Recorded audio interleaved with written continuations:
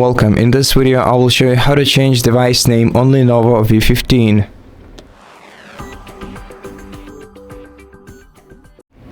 In order to do this, you have to open the Start menu and go to Settings.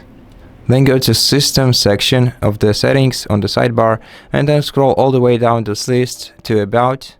Open the About menu and then click Rename this PC next to your PC's current name.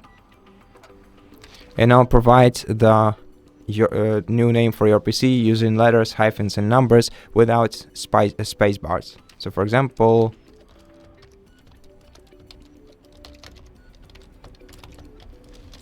like this, and click Next. And in order for changes to apply, you're gonna have to restart your computer. You can do this now or later, it doesn't matter.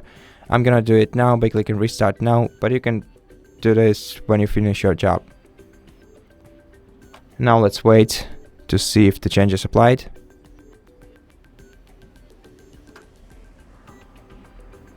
Okay, now provide your PIN code and let's check if the name has changed. So basically just enter the settings once again, and here is your device's new name. Thank you for watching this video. If you liked it, please consider subscribing to our channel, leave us a like in the comment below, and I'll see you in the next one.